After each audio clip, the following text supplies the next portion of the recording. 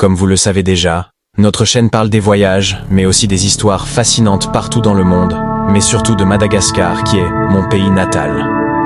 Si vous êtes nouveau sur la chaîne, n'hésitez surtout pas à vous abonner et à partager nos contenus.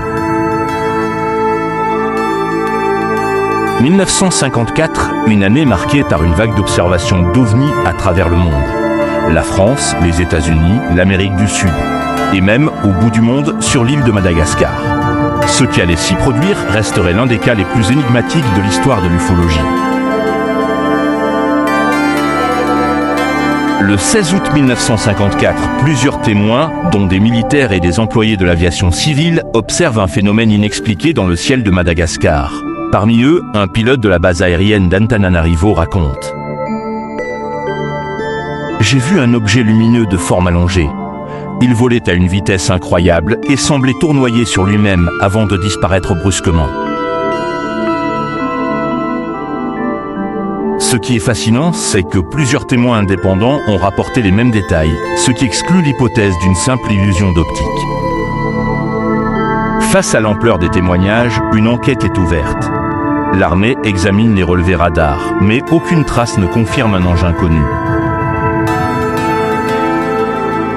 Nos rapports indiquent qu'aucun avion ou ballon météorologique n'était en vol à ce moment-là. Les autorités évoquent alors des phénomènes météorologiques, mais les témoins refusent cette explication. L'un d'eux affirme même avoir ressenti une étrange sensation électromagnétique lors du passage de l'objet. Plusieurs théories émergent.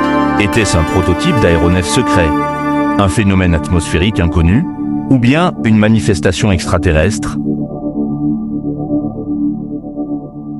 L'idée d'un phénomène naturel n'est pas à exclure. Des décharges électriques dans l'atmosphère peuvent créer des illusions impressionnantes. Mais alors, pourquoi ces témoignages concordants?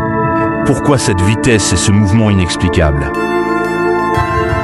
Un mystère non résolu. Aujourd'hui encore, l'affaire de l'OVNI de Madagascar reste un mystère. Les témoins de l'époque sont rares, mais les archives demeurent, alimentant encore et toujours la fascination pour cet événement. Que s'est-il réellement passé en 1954 dans le ciel de Madagascar? Le mystère reste entier.